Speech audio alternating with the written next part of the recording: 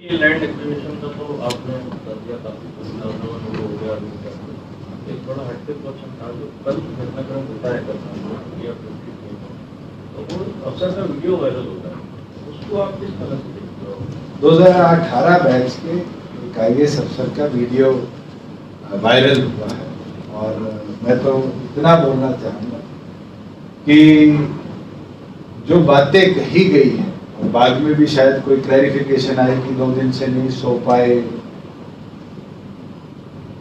वो शायद ये नहीं जानते कि किसान भी 365 दिन में से 200 रातें नहीं सोते और उसके लिए इस तरह के शब्दावली का इस्तेमाल एक IAS अफसर का करना निंदनीय है। और मुझे लगता है कि जब उनको सिखाया जाता है, पढ़ाया जाता है, तब भी उनकी ट्रेनिंग का एक बड़ा अहम हिस्सा है जिसके अंदर उनको इंटीग्रिटी और अपने एक्शंस को बैलेंस करने के लिए किया जाता है। जरूर कार्रवाई हो और जो बात कही गई है उसका जवाब देने का काम। इसमें पिछली बार जो घटनाक्रम इसी तरह का क्षेत्र में घटा था तो आपने उसमें इंटरेस्ट दिया था, जो सबसे बात करी अफसरों की कार्रवाई करी। इस बार आपने क्या बात की? देखिए, जिस तरह का एक्शन वहाँ दूसरी ओर से भी दिखा है कि आप उसको सपोर्ट करते हैं, कस्सी से लेकर अटैक किया जा रहा है। मैं तो ये पूछना चाहता हूँ कि जब नई मंडियाँ बन रही है, MSP पे फसल खरीदी जा रही है, किसी की जमीन को कोई भी आज के दिन किसी भी कंपनी ने कब्जा करने का काम नहीं किया, तो आज विषय क्या बचा है? सबसे हैरानी की चीज है पॉलिटिकल पार्टी, बीजेपी का प्रोग्राम था, उसके ऊपर CM ने अपना बयान भी दे दिया है, मगर हम पॉलिटिकल प्रोग्राम, किसी की मूवमेंट, कोई अपने बच्चों के साथ जा रहा है, कोई रिश्तेदारी में जा रहा है, किसी के घर पे बैठने सुख दुख में जा रहे हैं, आप हर जगह विरोध करते हैं, तो आपका उद्देश्य क्या है? मैं तो दुखी जरूर हूं, कल का बहुत दुखी हूं, मगर मैं पूछना तो आपके माध्यम से भी चाहता हूँ, वो 40 लीडर्स है कहाँ? जो घटनाक्रम कल हुआ या जो टोहाना में हुआ या जो जोगीराम सिहाग के जब वो अपनी बेटी के साथ थे टोल पे हुआ या रणबीर गंगवा की गाड़ी के साथ हुआ, इसका आखिरी उद्देश्य उन नेताओं के माध्यम से कुछ बताए तो सही कि है क्या? जब हम एडिशनल मंडी के लिए जमीन खरीद रहे हैं, मंडियां बना रहे हैं, प्रत्येक क्रॉप को MSP पे खरीद कर डायरेक्ट, पहली बार है 1.5 साल में कोई प्रदेश ऐसा नहीं है जो किसान के खाते में पैसा देता हो। हरियाणा ने देने का काम किया और पूरा पैसा, और डिले हुआ तो इंटरेस्ट देने का काम किया। उसके बाद भी उन लोगों के पास कोई जवाब नहीं। मैं तो आज बोलता हूं, प्रधानमंत्री ने ये मीटिंग में समाचार उनको भिजवाया भी हम इस एक्ट को रेफर कर देते, हम अमेंडमेंट्स आपकी कोई है उनको डालने का काम किया, उसके बाद भी चर्चा पे नहीं है। आपको खुद उन लोगों से पूछना चाहिए। तो आपको इस सारी चीज का सॉल्यूशन क्या नजर आता है कि वहाँ डेडलॉक बना है?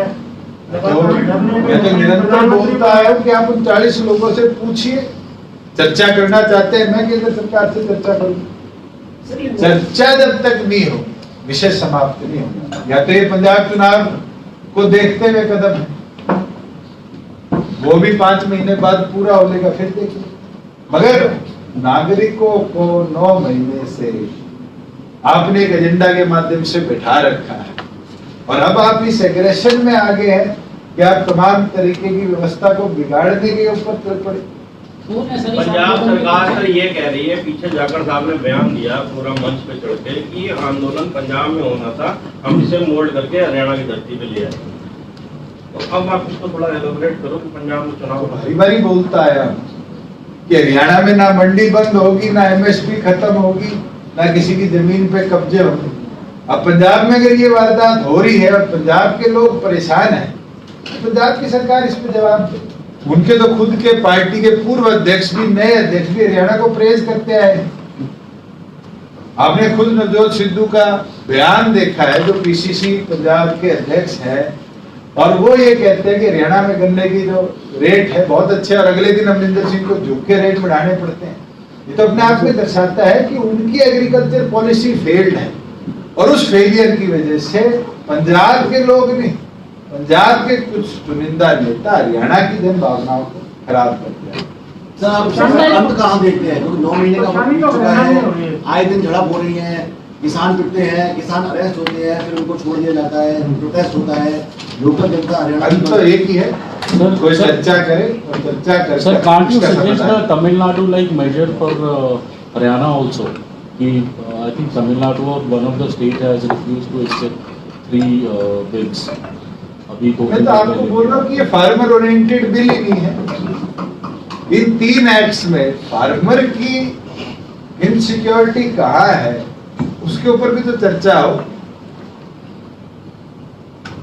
सबसे बड़ा सवाल तो ये है कि फार्मर्स को ढाल बनाकर कुछ मिडिलमैन ने और कुछ यूनियंस ने इस एजिटेशन को चलाया है।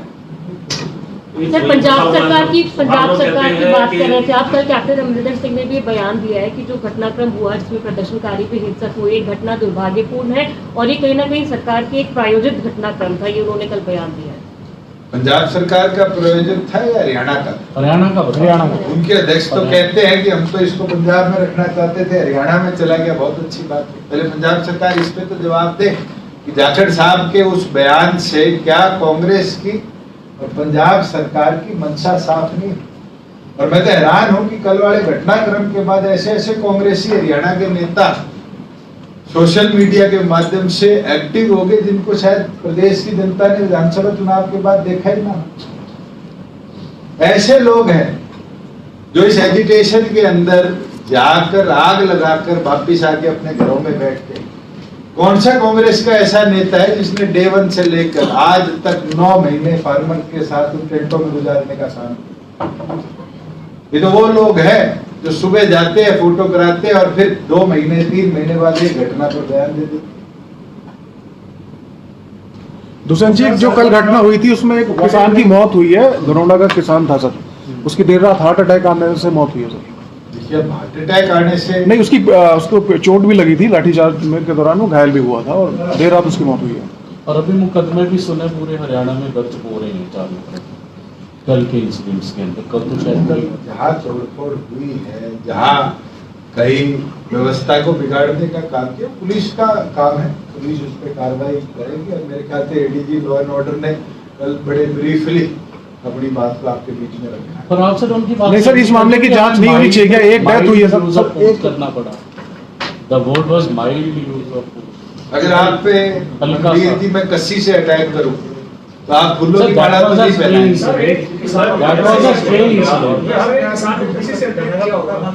दुष्यंत जी, मेरा सवाल एक छोटा सा रिएक्शन कर रहा था सर। करना दे दो, लेकिन वो वाला क्या माइल्ड था क्या सर? सर 9 महीने से प्रोटेस्ट चल रहा है किसानों का, जगह जगह पर 3 घंटे में पूरे हरियाणा को जाम कर दिया गया, 60 से ज्यादा जगहों पर।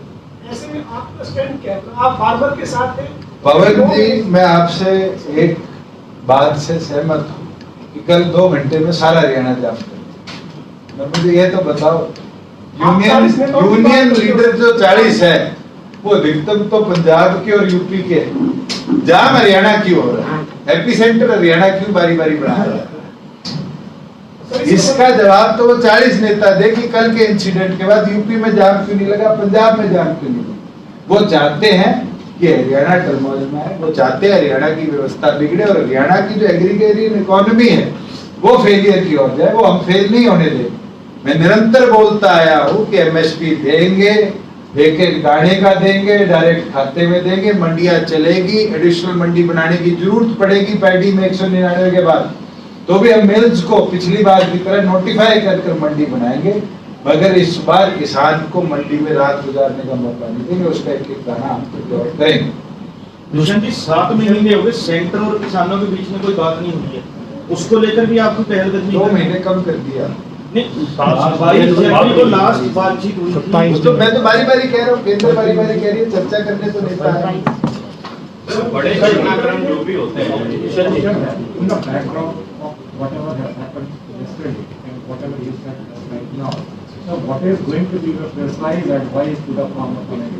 मैं तो सबसे ये आग्रह करूंगा कि आप समझो, कुछ लोग आज चाहते हैं कि प्रदेश की एग्रीगेरियन इकोनॉमी, प्रदेश की किसानी कमजोर। और अगर आप विश्वास रखते हो कि प्रदेश की किसानी कमजोर नहीं होने देंगे हम, तो आप इस मुहिम को इस मूवमेंट को समझने का काम किया। ये मुहिम पंजाब में क्यों नहीं जारी, राजस्थान में क्यों नहीं जारी, ये मुहिम उत्तर प्रदेश में क्यों नहीं जारी। बारी बारी तीनों प्रदेशों के लोग आकर हरियाणा को उकसा रहे हैं। इनका लक्ष्य हरियाणा की अर्थव्यवस्था के साथ किसानी को कमजोर करना इनका लक्ष्य। रोशन जी, उकसाना एक तरीके से अपराध माना जाता है, किसी से गलत काम करवाना, और कई बार ऐसा हुआ है, तो अब तक कोई सख्त कार्रवाई क्यों नहीं हो पा रही? कार्रवाई हुई, कार्रवाई हो पाती है, अलग-अलग जगह वापिस आ जाते हैं। अलग अलग जगह जहाँ जहाँ व्यवस्था बिगड़ी वहाँ कानूनी तौर पर जो कार्रवाई करनी पुलिस विभाग ने करी है और आने वाले दिनों में उसके आपको सर फिर उसके बाद वापस जो लोग हैं उनको आप वापस छोड़ देते हैं, कभी वो उपद्रवी बन जाते हैं, कभी मुट्ठी भर या कुछ लोग हो जाते हैं, कभी मास्क की वजह से पहचान भी नहीं होती सर, और कभी वो 3 घंटे में पूरा हरियाणा जो है वो ऐसे जाम कर देते हैं कि बसें नहीं चलती हैं, पब्लिक ट्रांसपोर्ट बंद हो जाता है। इसका सभी जगह जो इसका नुकसान किसको और फायदा किसको? इसका नुकसान केवल मात्र हरियाणा के लोगों को है और फायदा अगर किसी को है तो उन यूनियंस के माध्यम से जिन स्टेट्स में इलेक्शन होने हैं वहाँ की पॉलिटिकल पार्टीज के एजेंडा। तो सर सारी चीजें सरकार को पता है, फिर उनके खिलाफ कार्रवाई करके इस आंदोलन को खत्म कर रहा है सरकार। अगर कोई कार्रवाई एक दिन में नहीं समय अनुसार 2 महीने हो गए। नहीं, राकेश टिकैत ने सर, दुष्यंत जी, राकेश सर 2019 में आपने कोई ट्वीट किया और ये कहा कि बेरोजगारी जो है वो हरियाणा लेवल पर है, और अब आपका जो स्टैंड है वो बदला है। 2 दिन पहले देखिए, जिस एजेंसी की वो बात कर रहे हैं 2019 के अंदर उनके डायरेक्टर्स के ऊपर ईडी के मुकदमे दर्ज नहीं हुए। महाराज जब मुकदमे दर्ज हुए मनी लॉन्ड्रिंग के अंदर